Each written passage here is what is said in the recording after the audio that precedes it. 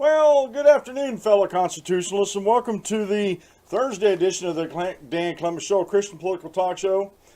I'm your host, Dan Clements, your constitutional warrior fighting for your right just to be an American. It is July 27th in the year of our Lord 2017. Remember, we're a hyphen-free, PC-free zone. God is still in control, and He does love you. And I'm broadcasting live from the Hemlock Studios here in the beautiful Central Susquehanna Valley in the great Keystone State.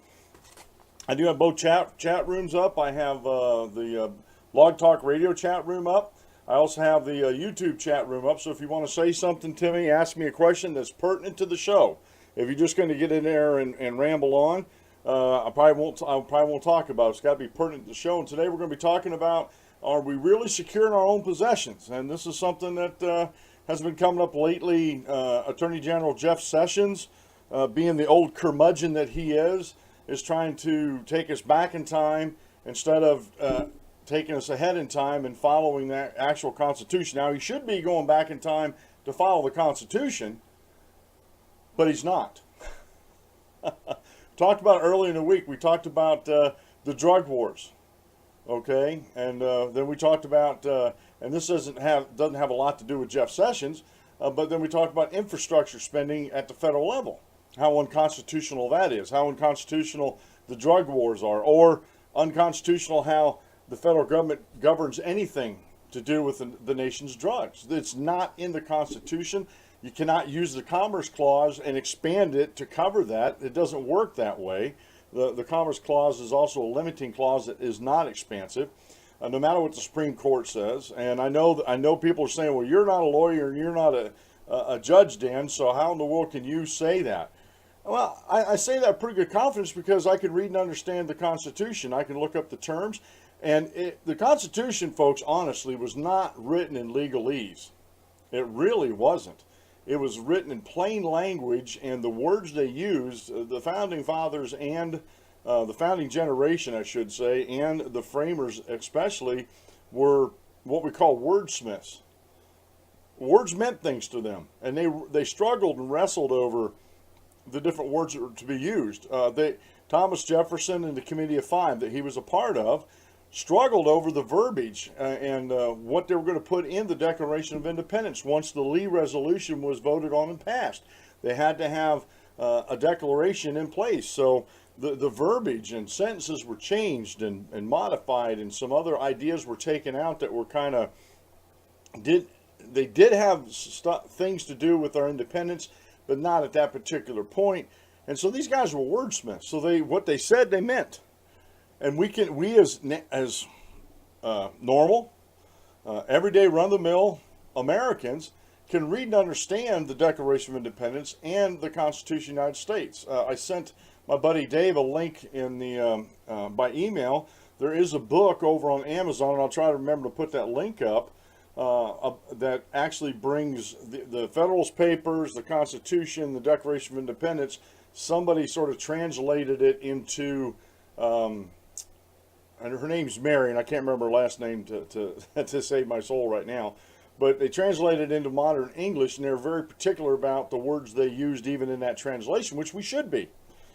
So we're going to talk about this today, about civil and criminal asset forfeiture. Now, there are two different things, and both of them are, the forfeitures, I believe, are on the wrong end of due process. And we're going to talk about the Fourth Amendment a little bit. We're going to talk about the due process clause in the 14th Amendment. And those are the two I want to really focus in with laser accuracy when we're talking about civil or criminal asset forfeitures. Now, I do agree that if there's laws on the books that says if you're a criminal and you're profited from criminal activity, and like I said, they got it on the wrong end of this, once due process has been served, then the assets can be forfeited. But that's not what is happening in the United States of America at all. And especially with civil asset forfeitures, we'll talk about that. I want to lead off today with a story that just gave me the heebie-jeebies this morning. I'm watching I was on watching YouTube videos this morning, and this came across as an Inside Edition video that we're going to get to. Just when I show it to you, it's going to give you the heebie-jeebies too. And what does that have to do with the civil asset forfeitures? Nothing. But it's just something I want to share with you folks. And it's just, and the main thing is, Lori and I do this infrequently when we travel, and you might already get an idea of what we're going to talk about today in on the show. Today's show is being brought to you by one of my affiliate sponsors. It's Bluehost. Matter of fact, they're not only an affiliate. I use Bluehost to host the DanClementsShow.com website, where I keep the show notes, and I have other pages that we're putting up on there. And right now, it's back to school savings going on, $2.95 a month.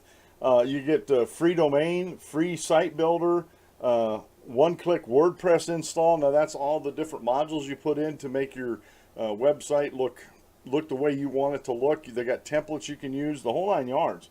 And the biggest thing is have 24/7 support. When I first started with this, I was having some issues. I emailed them and got right back with me, because I'm not one to get on the phone. And they got right back with me, and we actually got into a chat, and they helped me figure out what was going on. I put a module in I shouldn't have, and it made everything mess up, and we figured it out. And then they told me just what you do is just keep track of your modules, and the last one you put in, if you check your website doesn't work, uninstall it. Great advice. So they, it's really good folks over there. I love WordPress, falling off the log easy to do your website, and Bluehost makes it just that much more easier to have and host a website. Okay, today's daily Bible reading comes from the book of Proverbs, chapter 5, verses 21 through 23. For the ways of man are before the eyes of the Lord, and he ponders all his paths. His own iniquities entrap the wicked man, and he is caught in the cords of his sin. He shall die for the lack of instruction, and in the greatness of his folly shall he go astray, or he shall go astray. Now, I just want to zero in on that last verse, on verse 23. He shall die for lack of instruction. And this seems to be a theme that keeps coming up from time to time on here, on the show anyway, where folks, honestly, I don't think they take time to think a lot of times before they react to like a video or something, and they don't like instructions. I have a green shirt I've worn on the show before. I'll wear it in the future. Real men don't read instructions, and that's a tongue-in-cheek homage, I guess it is, to men that we don't. Sometimes we don't read instructions. Who needs instructions? Let's put this bad boy together, and then you find out, well, where all these extra parts go. And that's not a good thing when you're rebuilding engines, folks. When you clear out all the junk parts and you put all the new parts in, and you have new parts left over, you miss something somewhere. Unless you just misread the instructions saying these parts are for this model and this part's for this model, things like that.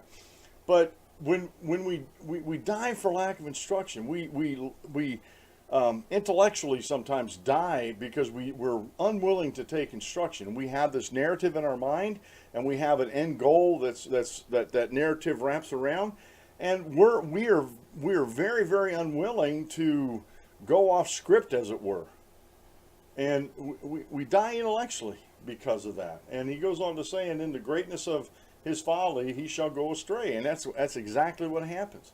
In society, politically, religiously, a lot of people have gone astray because they lack instruction. They don't seek out instruction, or they don't try to instruct themselves with the scriptures. Real quick here, most of you know I put this little short video out about how Ken Ham took the rainbow colors and lights, and at night he's painting the side of with lights. He's painting the side of the ark down in Williamston, Kentucky, with the rainbow colors. And then he goes on to explain what the rainbow actually originally was, and he's getting a lot of flack from that. Matter of fact, when I started going over and looking at videos that were against Ken Ham, what he's doing down there, it amazes me. It really does. It amazes me the willful ignorance of some of these folks that are against God, that are against creation, especially against the ark. This one gentleman said, well, how did all these animals get on the ark? I'm paraphrasing here. How did all these animals from Australia and these remote islands get on the ark? There's no way that could have happened. But if you go back and read and actually study that passage, it says God caused all the animals to come onto the ark. What does it mean, God caused them all to come on the ark? Well, if God, being who he is, the creator of the heaven and the earth, created man, how hard would it have been for him to collect all the animals that he needed to procreate the animals again after the flood, to bring them and put them on the ark? And again, my question that he hasn't answered. A lot of these folks who put these videos out will not answer their comments, and that's fine. They can take that prerogative. But I said, where does it say? Because he was assuming that all these full-grown animals were on the ark. And I said, where does it say that all these full-grown animals were on the ark? You know, babies, eggs, you know, reptile eggs, stuff like that. You know, that were, you know, it amazes me that these so-called self-enlightened folks out there that think that they know better than anybody else never thinks of these things. So I just, you know, a lot of people out there, they die intellectually for a lack of instruction, and they will not countenance, and they will not stand for. We're just not going to stand for this, folks. These foreign ideas that we don't agree with. And if you think that the ark floated and God's real, then you're going to get laughed at. And I'm like, well, what's new? I've been a Christian since October of 1982, and in certain circles, that's all they do is laugh at me because they think I'm foolish for listening to the gospel and believing in God. Nothing new. It doesn't hurt me. And one guy was trying to goad me into, I don't know what he's trying to goad me into. He was calling me all sorts of names, and I just wasn't biting the hook and just, you know, explaining my position back to him, and he quit talking to me. Some people just want to fight. Today's quote mail comes from an unknown author, and I love this, folks. I really do. If the world were like me, what kind of world would this world be? It almost sounds like a Dr. Seuss rhyme. If the world were like me, what kind of world would this world be? Say that 10 times fast, Dave. Oh, okay. And today's short Bible study is really good by Ben Gesselbach. PlainSimpleFaith.com. He posted it yesterday. A Tale of Two Gods. How Calvinism's God and the Bible's God are two very different gods. And this one gentleman on YouTube asked me, he said, I never heard of the term New Testament Christian. What's the difference between a New Testament Christian and a Christian? And I tried to explain to him, you know, what New Testament Christians actually, how they think and what their doctrine is. It's Bible only. We don't go into man-made creeds. And we speak where the Bible speaks, and we're silent where the Bible's silent. And I explained to him that's how we got all these denominations, because these men were putting their ideas into the Bible instead of letting the Bible speak to them. Yeah, I think I gave him a lot to think about in that, but this is one of these things. It's a very good lesson that talks about Calvinism. It talks about how Calvinism is really talking about predestination, and Calvinism actually says that each one of us, each individual, was predestined to either go to heaven or hell, according to Calvinism, and which means there's no free will in that. And those folks miss what the Bible actually says about predestination. All right, okay, let's get a couple of heebie-jeebies out of the way first. They wanted to see if hotels were really changing dirty sheets, so they set up an ingenious test, and this is by Julia Lynn Rubin. Let me get over there. And this is at the globetoday.com, posted on the 23rd of July. It's a question that most people are often left wondering when they arrive in a new hotel room. Do the hotels really change the bed sheets before new guests arrive? Or do they reuse them several times? Inside Edition wanted to find out, so their investigative team set up a simple, ingenious test. And this is the video of this test. And I warn you, there's a warning here. It will give you the heebie-jeebies when you see this video. And I told my wife, I said, that's it. I'm done. I'm done with hotels after I saw this. So give this a real quick listen here.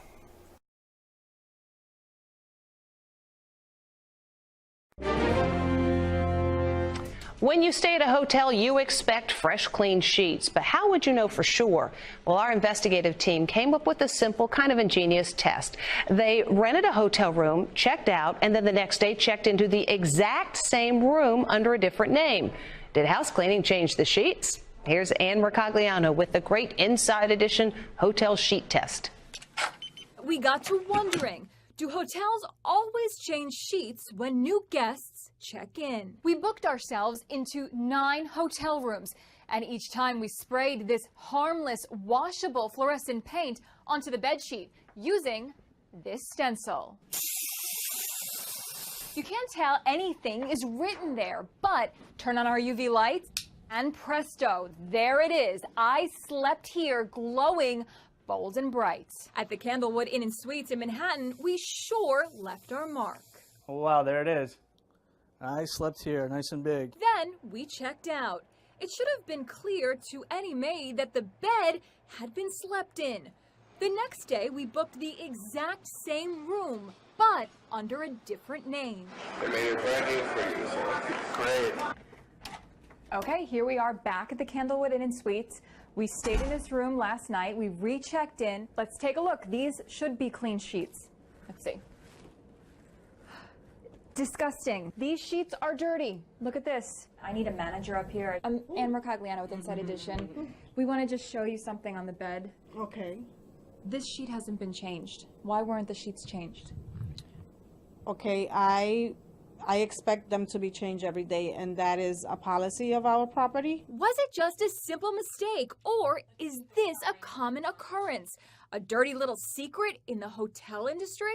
I slept here. At this La Quinta Inn and Suites, not far from Central Park, we did it again, spraying "I slept here" on the bedsheet. And when we returned under a new reservation the next day,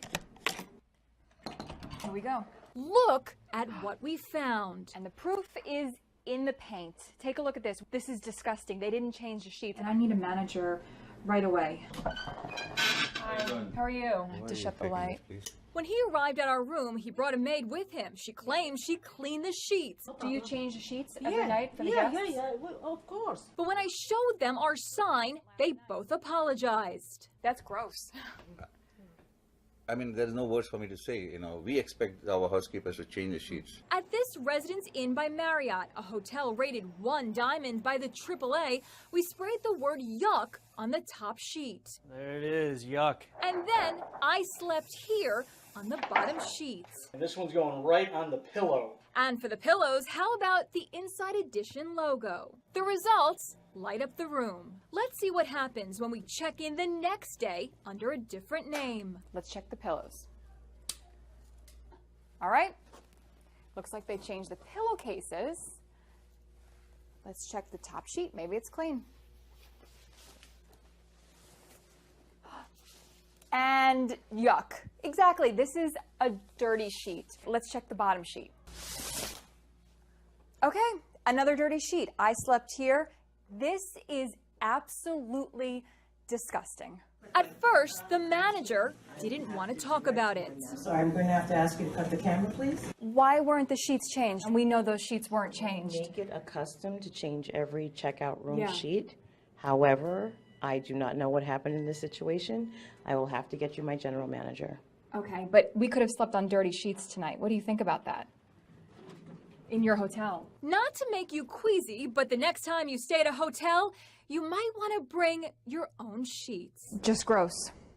The Marriott Corporation apologized, and all the hotels told us they take great pride in high standards of cleanliness throughout their hotels and that they take this issue very seriously, saying they have taken immediate action to ensure this doesn't happen again. All told, 3 out of the 9 hotel rooms we checked had dirty sheets. Meantime, if you're concerned your hotel sheets might not always be clean, you can just ask housekeeping to bring you fresh ones.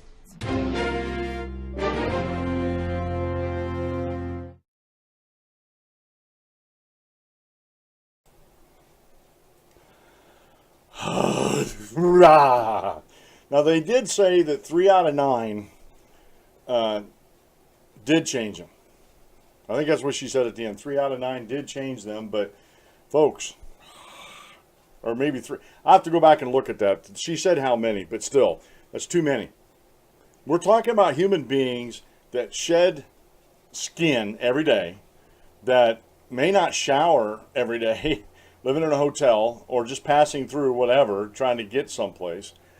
And it's gross. It's one thing It's one thing if you're at your own house and you're on your own sheets, and my wife washes our sheets once a week. Of course, we're taking showers daily. We're not going to bed. If I'm outside working and really sweating hogged up, I don't just come in and cool down and then, you know, go to bed. I cool down and go take a shower, so I'm clean. So once a week for us is fine. I would never, ever, if I had a guest room in this house, which I don't, Dave can tell you that, but I would never give Dave, if he came over and slept on our cot again, I'd never give him a set of dirty sheets. And trust me, Dave, they weren't dirty when you were here before. They were clean sheets. Because to me, that's just gross. I mean, that is gross. I can't, you know, I told my wife, I said, I'm done with hotels. That is like I said, it just gives me the heebie-jeebies. To think that. Matter of fact, what we have done in the past, and we still continue to do, and I told my wife, I said, man, I want us to take sheets with us from now on. I said, we always have taken our own pillows. One, we're used to our own pillows, so we sleep better on those. So it's, and it just, words cannot describe me. Dave made a good point here. He said, I wonder if sailors on subs who hot bunk change their sheets each time. I don't know. That'd be a good question, Dave. But you know what? That's not a hotel either. That's not a hotel either. You would expect, especially for the amounts you pay for hotels today, you expect the hotel room to be spick and span, but they're not. You know, I don't know how many times we went into hotels and asked them to come in because, like, the desk that they give you or the TV stand or whatever, the top is like grease. I said, can you please come in and clean these off? You know, we lay things on there, especially the desk. I set my laptop up there and do work and everything when I'm traveling, and it just, words fail me, folks. It really does. Whoa. And I wonder how many people actually saw that. I just wanted to share that with you to start your day off right, as it were, and giving you the heebie-jeebies like I have. Now, there's yesterday, Donald Trump, being the commander-in-chief of our military forces, can pass down edicts or orders that the military has to comply with. Does not have to go through Congress to do this whatsoever. Well, there's this lady. It's not even a lady, it's a him. It's a transgender Marine or Navy SEAL. Her name now is Kristen Beck. And she told Kristen Beck on Trump's transgender ban in military, let's meet face to face, by Paula Zaldra over at businessinsider.com posted this yesterday. Kristen Beck speaks at the FBI Criminal Justice Information Service Division in Clarksburg, West Virginia in 2014, and this was a photo that they put up there. There's a photo you're going to see, and that's what it is.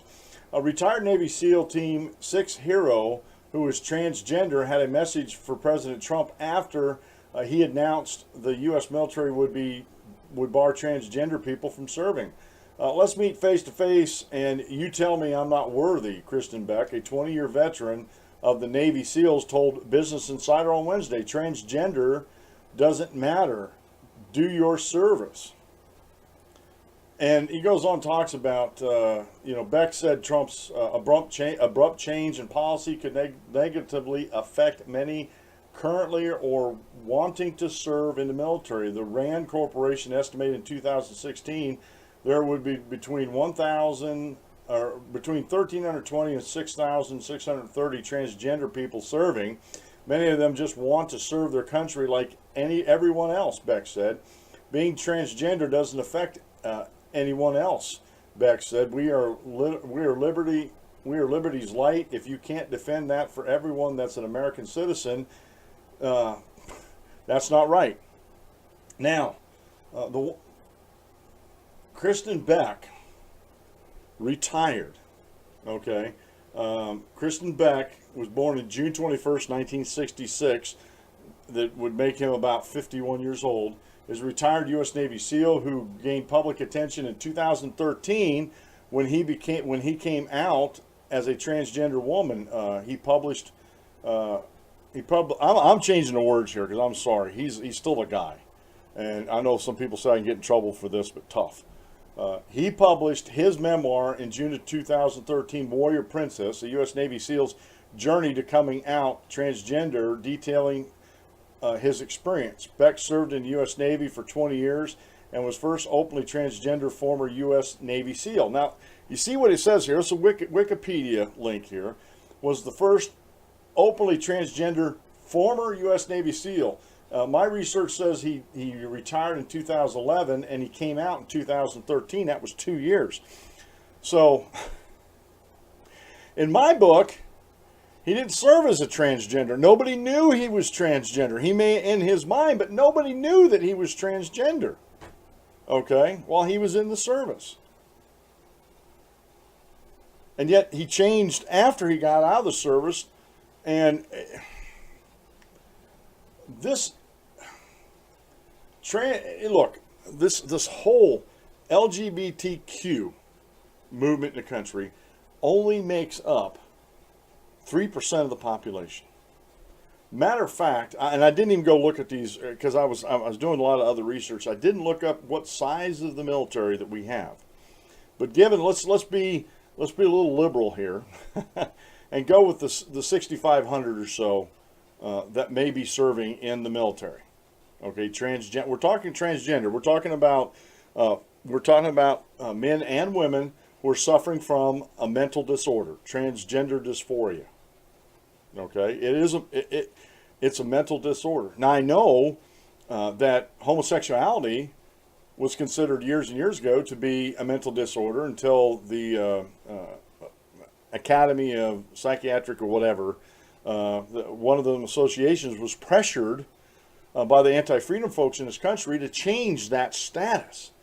Oh, well, they're born that way. They can't help it, so you can't call it a mental disorder. And it's going to happen with, gender dysphoria. It's going to happen with gender dysphoria. And I just want to point this out. Not that I want to go fight this guy. That would be stupid. I think he's using playground tactics here. Or let's meet face to face. My brother will beat your brother up. That kind of stuff there. But it is. If you go look it up in Wikipedia, it talks about gender dysphoria. Let me go find this out here real quick. Gender dysphoria or gender identity disorder, GID, is the dysphoria, distress a person experiences as a result of the sex and gender they were assigned at birth. I love that how it's almost like the nurses and doctors come in there and, well, this one's going to be a girl and this one's going to be a boy and we're going to assign this one a girl too. It's like it makes it sound like when you say assign that folks get to pick and choose what gender they're going to be. And this is even a smaller percentage of the population who are actually born with both genitalias. It's a genetic disorder, and it's so the percentage is so small you can't hardly calculate it. And yet we're going to turn the whole world upside down because 3% of the population isn't happy with the way everybody else is doing. They want us to accept them. And I've said this before and I'll say it again. What you do in the boudoir,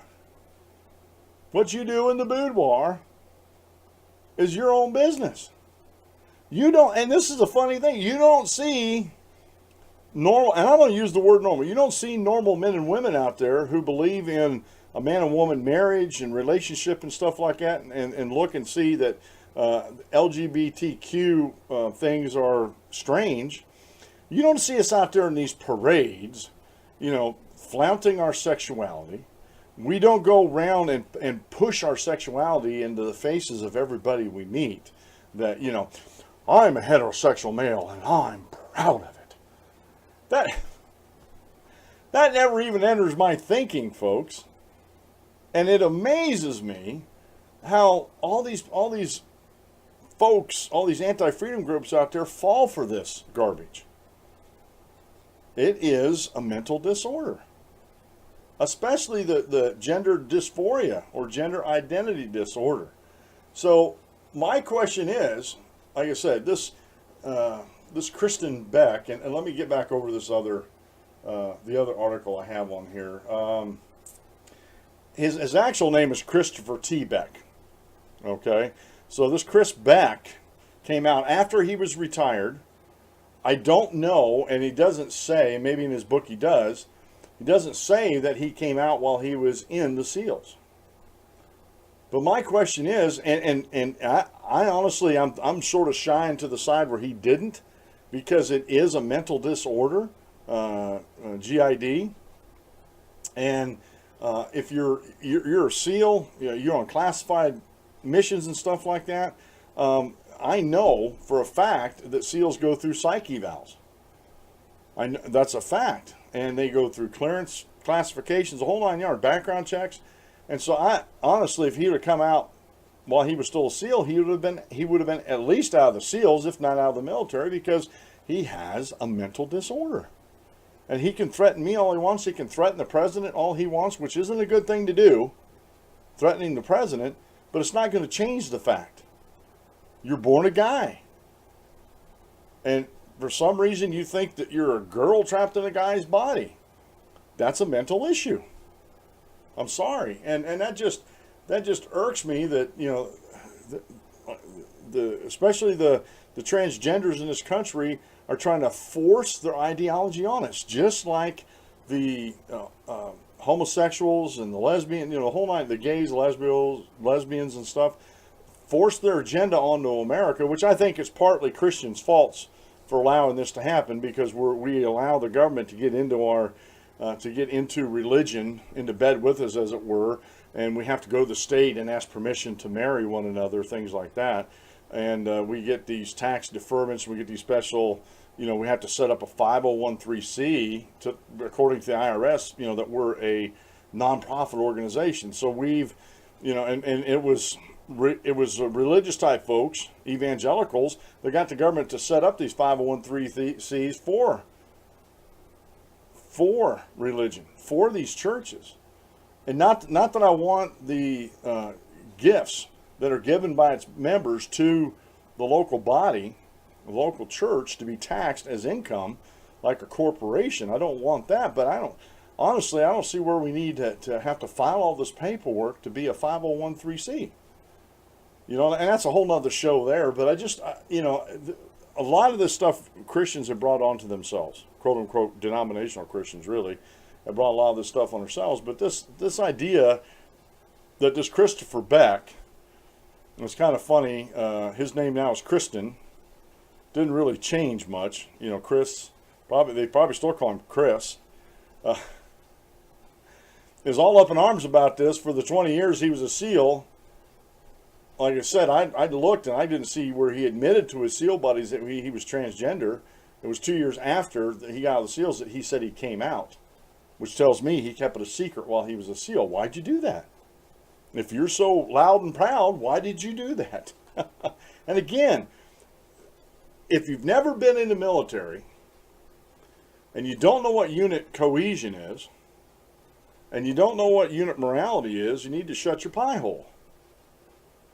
You really, really do. And look, there may have been, I was in the Army and I was also in the Navy.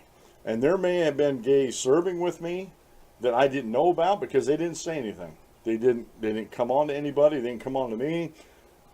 And, don't ask, don't tell. I think that was a really good policy. Don't ask, don't tell. But if you do come out, you're out of the military. Because in the Navy, we're bunked in tight quarters. We're stacked in some cases 3 or 4 high on bunks, and we're very close quartered. Now on our ship, the berthings, the showers were separate, but before they went through the shipyards, they were open showers. And the same way in the military, a lot of the military showers they've remodeled, and there's like if you go in all together take a shower, there are different booths and curtains and everything. You can have your privacy in the shower. When I went through Army boot camp for the National Guard, man, they didn't know what a partition was. The showers were all open. The crappers were all open. That was something I still to this day can't get over. Is the crappers were wide open.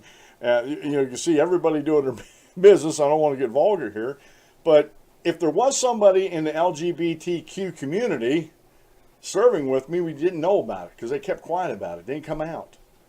and they served with honor and distinction as far as I'm concerned. But this idea that you can go back and rewrite your history, and this is all this is Chris Beck is just going back and rewriting his history and getting mad because the commander-in-chief, which I think he's correct in doing this, and there's a lot of good articles that are out today talking about this. We're not going to get too deep into this. You can go do some research on this.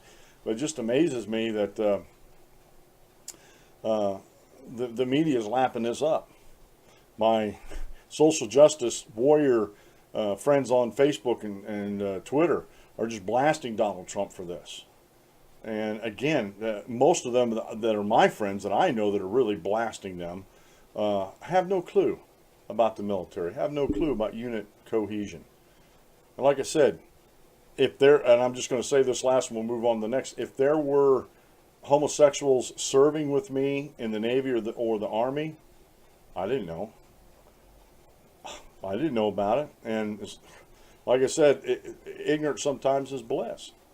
I didn't see any untoward activities. No one came on to me, even though I'm a handsome devil.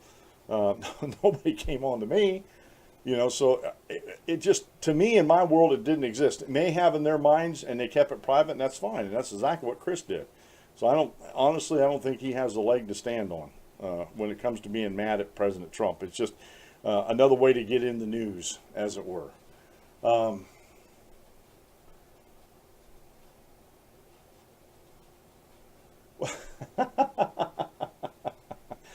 Dave made a comment, I bet he doesn't go to SEAL reunions, and also bet no one makes fun of him more than once. And I'm not making fun of him, I'm just stating facts here. And I know Dave didn't say that to say I was making fun of him. These folks, and he says these folks are about convincing us that a Volkswagen Beetle is a Rolls-Royce grill. No, a VW Beetle with a Rolls-Royce grill. I've actually seen those, folks. They look weird. They really do. All right, let's get into, see what time we got here. Oh, we got plenty of time today. Oh, the time is going by really good. Okay, let's keep going here. Let's see, this one. Well, we're going to talk about asset forfeitures. And I have this this article here. It's not actually an article. It's let's see here. Civil asset forfeiture. No, that's not the one I wanted. Hang on a second. Let me find the one I want. Okay, criminal versus civil. I can't. There it is. Civil versus criminal forfeiture, and this is by the law offices of Jacket L. Lentz, J-A-C-E-K, JACEK, or Jacket, however you want to pronounce it. And this is from a website, Asset Forfeiture Defender, assetforfeituredefender.com. And this is just a real short description of what these things are. One of the most powerful weapons the government has against the people in general is asset forfeiture. It can be used against anyone regardless of whether or not they have committed a crime. If the government suspects a piece of property was used during a commission of a crime or was received as a result of a criminal act, they can send prosecutors and local law enforcement to seize the property. Cars, money, houses, land, boats, and other types of physical property is allowed to be seized. When the government files an asset forfeiture proceeding, it is against property that is owned by a person, not the person, him or herself. A person's guilt or innocence does not need to be proven before the government can confiscate the property. Now, this line is very important, folks, and we're going to get into that when we get to the 4th and 14th Amendment. All the government needs is the possible belief that ownership of the property was gained through some sort of illegal activity. Attorney Jacket W. Lentz and his proficient staff routinely defend clients who have lost their property or are trying to protect it from government seizures. They deal with cases all over Los Angeles County and other jurisdictions within close proximity of the area. Criminal forfeiture cases are extremely rare, in part because a criminal conviction is necessary to proceed. In these cases, prosecutors often bring lawsuits that fall under civil law. Now, you see what they said here. Criminal forfeiture cases are extremely rare, in part because a criminal conviction is necessary to proceed. So in order to actually totally confiscate a criminal's property, assets, money, whatever, they have to be convicted in the court of law in order to do that. But, and this is why prosecutors often bring lawsuits that fall in the civil law.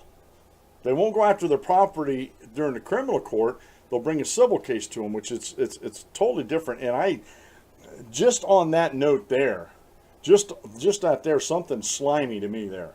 Something doesn't feel right when they talk about that. Now, criminal forfeiture requires a criminal conviction, and the proof of property seized was gained through illegal activity. And that all comes through the court. Okay, and if you're going after a criminal and they're a known criminal and you can prove their criminal activity, that's where you need to stay to take care to seize their property. Okay. But civil forfeiture lawsuits are filed against the property, not its owners. Now, the criminal forfeitures are filed against the criminal and all his assets, not separately. In the civil cases, from all my understanding of this, in civil cases, it's always against the property, not the person who owns the property. And we'll explain this a little bit further down here. There's no need for a criminal conviction. In the majority of cases, there may not even be any criminal charges filed against the owner of the property. The only requirement needed to give the government the right to seize, and I'm going to take that right out, it's the power to seize. Not the government doesn't have a right to seize that; they got the power to seize it. A person's property is the probability that the property was gained through illegal means. The majority of all cases of this type are federal in nature. The forfeiture statutes of the state of California are not the same as the federal laws and offer more protection to the property owners. And a lot of states are changing their asset forfeiture laws. And a lot of them, what they're doing is they're changing them that you need a conviction before you can even seize and confiscate it. You need to convict the folks of whatever you're trying to do here. United States citizens are unaware of the power and control the government has over its citizens. The staff of the law offices of Jacket W. Lentz has worked diligently to protect the rights and properties of the individuals who live in and around Los Angeles County. And this is not an advertisement for it. I just want to put that out because I was using their definition of what it is. Okay, so you got criminal asset forfeiture has to be a conviction, and that goes, it's against the criminal who owns the property. Civil asset forfeiture is actually attached to the property, and the people who own the property may not even have committed a crime. And just a real simple, I'm going to redneck it for you here real quick. Let's say a friend of ours was on the property, unbeknownst to us, and let's say I have a shed down back, and let's say they were storing drugs in that shed. I have no clue. I'm not profiting from it. He's not paying me to store it there. He's secretly storing it. Maybe he, I don't know. Let's say he's just storing it in there and I just don't know about it because I don't get into the back of my shed a lot. And let's say, he has an ingenious way to get in and out of there where you can't detect it. But let's say he's busted and he goes and the police confiscate that drugs that are on my property that I didn't know about, that I didn't financially benefit from. Under some states in their civil asset forfeiture laws, they can confiscate my property. They can confiscate my house, my car, anything that's sitting on this property. They can confiscate that without me even going to trial. Like I said, I may not even have been aware of it. Well, let's say, and I don't even own it. Let's even take the shed out of it, because I'm in my shed a lot. There's woods down behind me. Let's say I own these woods, and all it is an overgrown Christmas tree stand that they never took care of. And let's say he was actually hiding the drugs down in that stand, and it was part of my property. And let's say, and I don't go down in there, I don't mow it or anything. It's just part of my property. I just let it go wild. Because I didn't know the illegal activity that was going on my property, should my property be able to be seized? And two, where's the due process of law? I did nothing wrong. I didn't profit from it. I didn't know about it. And let's say I didn't even know the person. It could be a friend, but let's say I didn't even know the person. Should the government have the right to come in and seize my property just because somebody else was doing something illegal on my property? That's the big question, folks. That's a huge question that needs to be asked. Let me see here. I want to get to the, Supreme Court. There's a case in here I want to read to you. Real short here. It's from Business Insider by Aaron Fuchs. The Supreme Court ruling on civil forfeiture, and this is back in November 8th of 2014. In a Philadelphia suburb last year, cops seized the home of a couple who had never been charged with a crime. Their son had allegedly dealt heroin out of the house, and the cops said the home could be seized because it was tied to the illegal activity. See what I'm saying about storing drugs or even dealing, that kind of stuff there. Markella and Chris Sorovilas, who owned the house, said they had no knowledge of their son's alleged drug deals, as CNN reported. However, as unbelievable as it sounds, the Supreme Court has ruled it's constitutional for the government to take away your property even if you're innocent. Under federal and state laws known as civil forfeiture, police can seize cash or property if they suspect it's tied to an illegal activity, even if the property's owner isn't charged with a crime.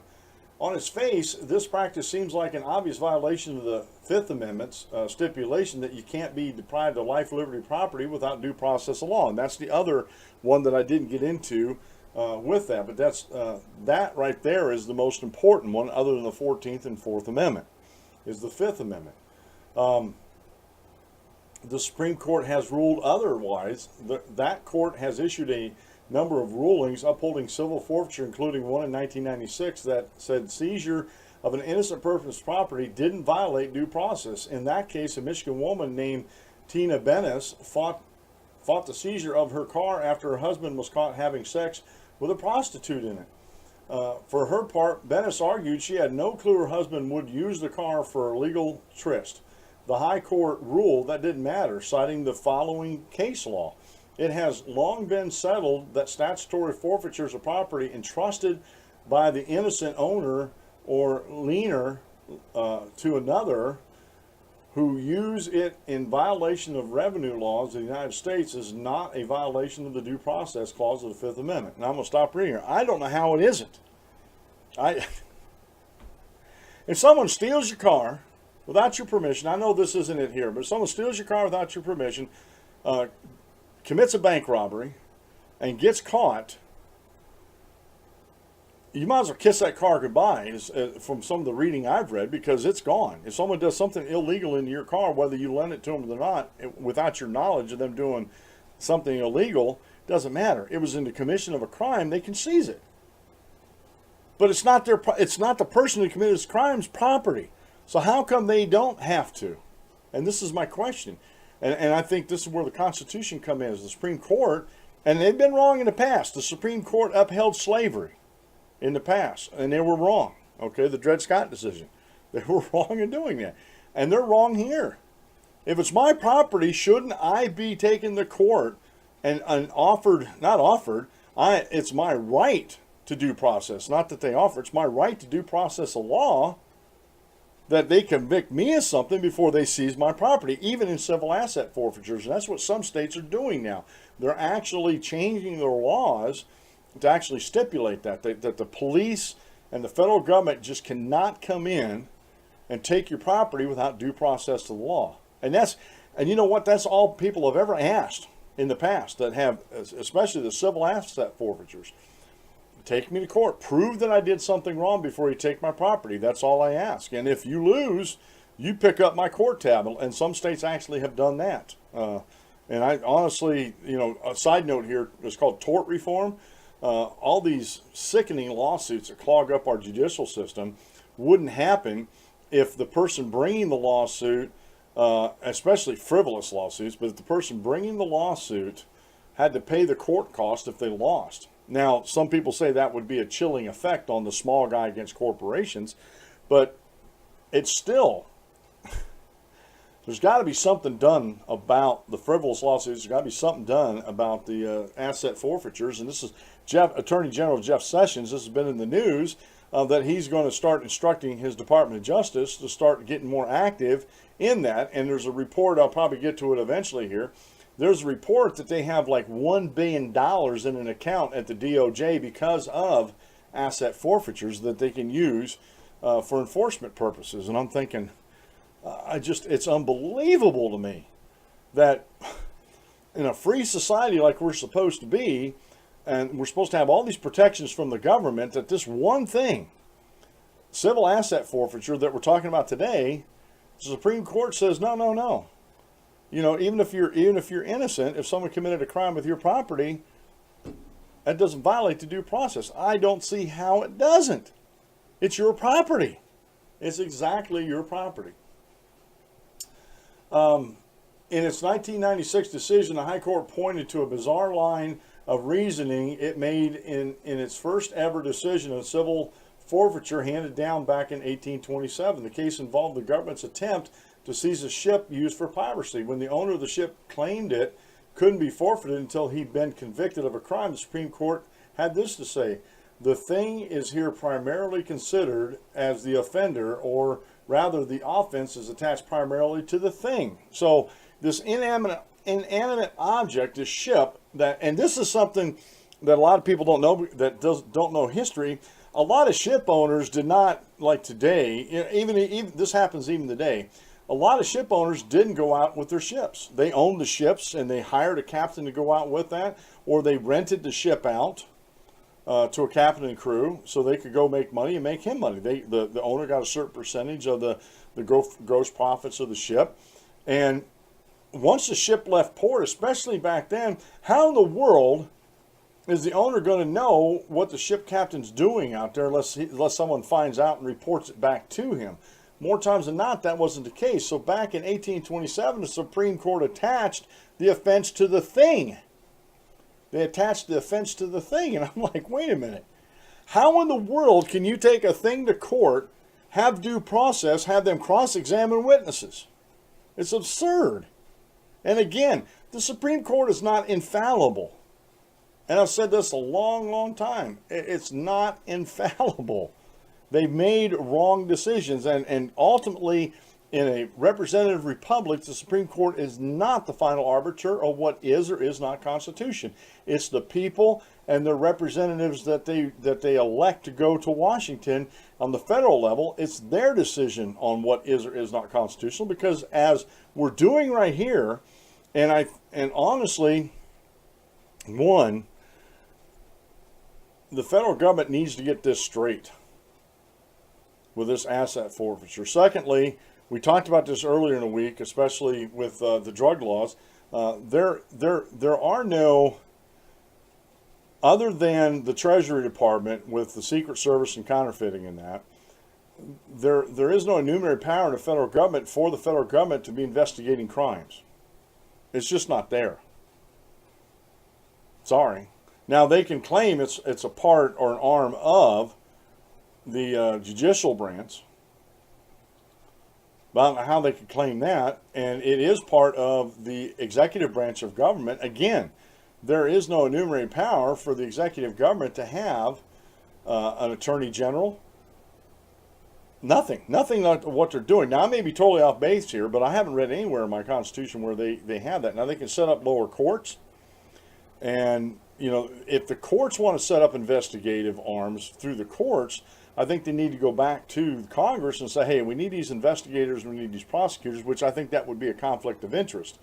I'm still studying on this. I'm still a little foggy about this whole Department of Justice, but my initial reading of the Constitution is I don't see an enumerated power for the Department of Justice, the FBI, anything like that, CIA, you know, anything. Now, I made this case in the past, you know, with the CIA. We're going to go down a little rabbit hole here. There is constitutional authority for the United States federal government to have the military, to control the military, the president's commander-in-chief, and through the offices that are set up in the military, no matter what it is, and they do have an intelligence department in the military. So therefore, to me, the CIA is redundant. Again, I'm just following the Constitution, and we're trying to get the government back to its constitutional roots. And how much damage has the CIA done to the United States of America in the name of America in foreign policy debacles? It's amazing to me. So to finish up the article here, while it sounds odd that the government would want to punish the thing, civil forfeiture cases today still reflect that line of reasoning. When the government attempts to seize property these days, it files a civil complaint against the property or cash. This leads to funny sounding lawsuits like US v. approximately 64,695 pounds of shark fin. But for people whose property and cash is seized, forfeiture can be seriously disruptive. So that's where they go. They go clear back to a statute that was established wrongly by the United States Supreme Court in 1827. And that's what they're working off of. And nobody has thought in that whole time, you know, going on 200 years, no one's thought in that whole time that, well, wait a minute, this is wrong. We shouldn't be doing this. No law, nobody in Congress has thought about this, saying, you know, wait a minute, we need to rein in the Supreme Court on this. You know, because if you're gonna go after the property, you have to do it through the owner, not the property itself. That, and like I said, in the whole due process of law thing, it doesn't make sense to me. The Fourth Amendment is one of these things that we can see here. The right of the people to be secure in their persons, houses, papers, and effects against unreasonable search and seizures shall not be violated, and no warrant shall issue but upon probable cause, supported by oath or affirmation, and particularly describing the place to be searched and persons or things to be seized. And I'm going to look up like I said, I didn't get this before the show. I'm going to look up the reading of the Fifth Amendment and give the whole thing to you. Oh, let's go on to this. Let me get this up here. The Fifth Amendment: no person shall be held to answer for a capital or otherwise infamous crime unless a presentment or indictment of a grand jury, except in cases arising in the land or naval forces or in the militia, when in actual service in time of war or public danger. Nor shall any person be subject for the same offense to be put at jeopardy twice for life or limb, nor shall be compelled in any criminal case to be a witness against himself, nor be deprived of life, liberty, or property without due process of law, nor shall private property be taken for public use without just compensation. Now they're talking about eminent domain in that last sentence, but the due process. Nor be deprived of life, liberty, or property without the due process of law, nor shall private property be taken for public use without just compensation. And I keep reading that, and I keep thinking about this asset forfeiture, and I'm like, what am I getting wrong here? I mean, what am I getting wrong here? Now, the 14th Amendment, actually, this is the last part of the 14th Amendment. Nor shall any state deprive any person of life, liberty, or property without due process of law, nor shall deny to any person within its jurisdiction the equal protection of the law. Again, the 14th Amendment reiterates what the 5th Amendment says here, that nor shall any state deprive any person of life, liberty, or property without due process of law, period. Now, they don't put a period there. They put a semicolon. Nor deny a person or any persons within its jurisdiction the equal protection of the law. Again, I go back and I'm reading over this. Without due process of law, shall not be deprived of life, liberty, or property without the due process of law. How in the world can you have due process of law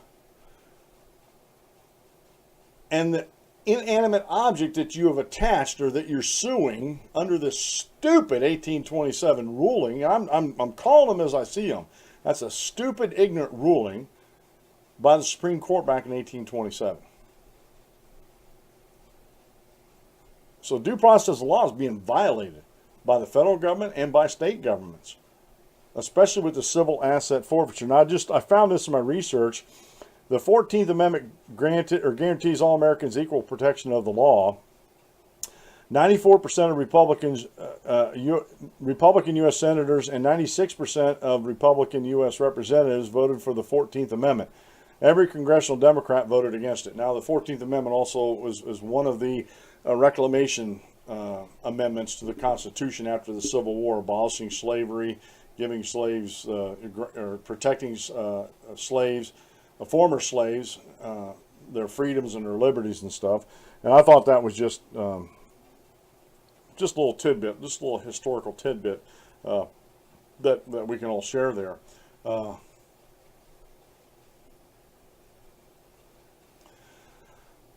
So let me see where we're going to. Well, I have some other stuff up here. It's a PDF, The Abuse of Civil Asset Forfeiture by the Institute for Justice, and there's going to be a link up there. It's about 123 pages long. I started reading it, and I'm telling you what, folks, there's a lot of abuses in America with civil asset forfeitures. And again, it all goes back to not adhering to the Constitution of the United States of America and trying to make it a living, breathing, expanding document, which it was never meant to be, and limiting these things to what the Constitution says. In 1827, I'm still mad about it. I was mad about that when I read that last night. I'm still mad this morning about that. And that 1827, the Congress should have stepped in and slapped the Supreme Court's hand and said, no, no, no. Or as one of my favorite comedians who's passed away, nay, nay. Not to happen. They could have come in and passed a law saying no. That you cannot attach it, you cannot sue an inanimate object. It's amoral. It does neither good nor bad. It's how it's used, like a gun. It's amoral. It depends on how you use it. And it really doesn't make it good or bad. It makes the person good or bad on how you use it.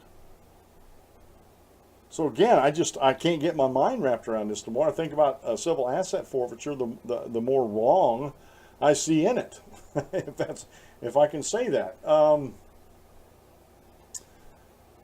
Let's see. They do write an article.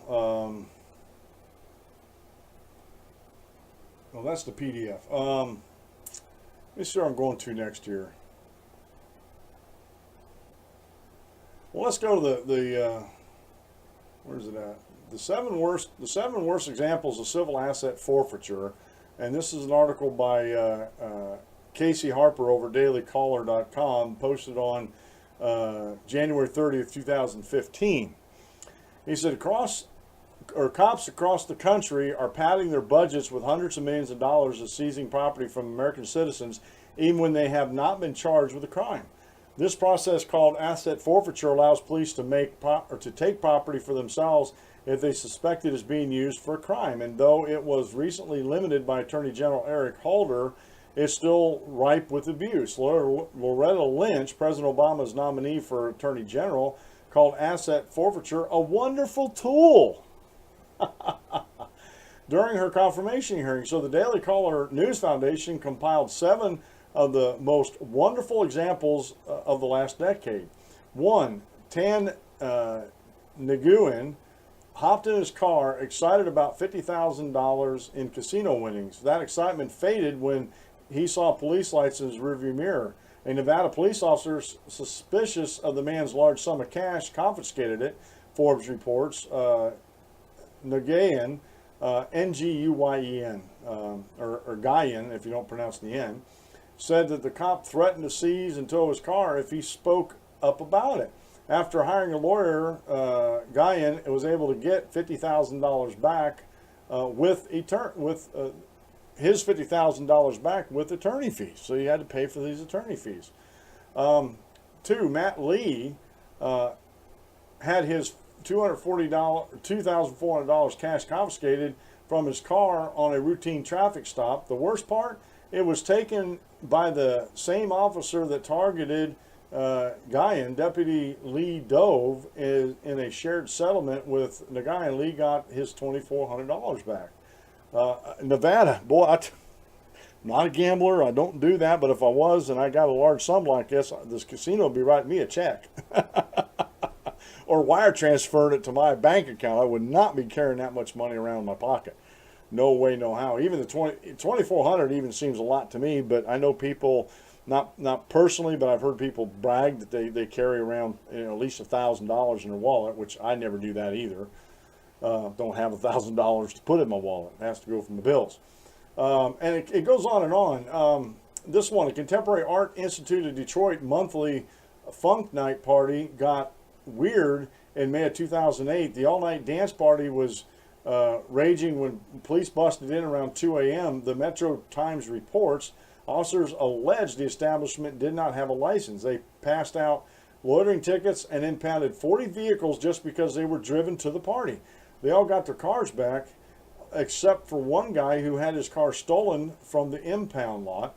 Also, they each paid a $900 impound fee, totaling more than $35,000 the cops in the city of Detroit got off of that. You know, and again, it comes to due process. Fourth one, Mississippi police pulled over a man for a routine traffic stop. And I know I'm going over time here. I know that Blog Talk Radio, unless you're logged onto it, you're not hearing it on Blog Talk anymore. And I did lose track of time because I'm so passionate about this. Just go down through there, Mississippi, you know, New Jersey, and it goes on and on and on. And you see these, if you watch your local news, you'll see examples of these happening all the time.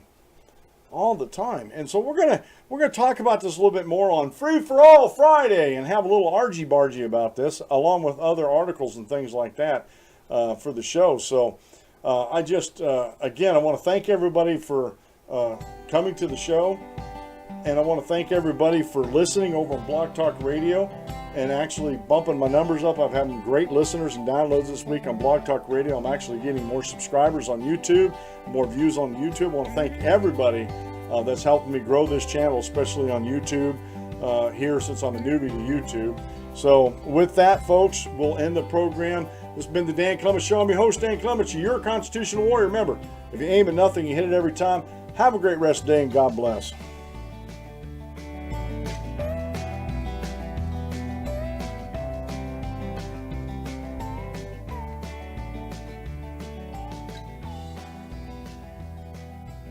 Thank you for using Blog Talk Radio.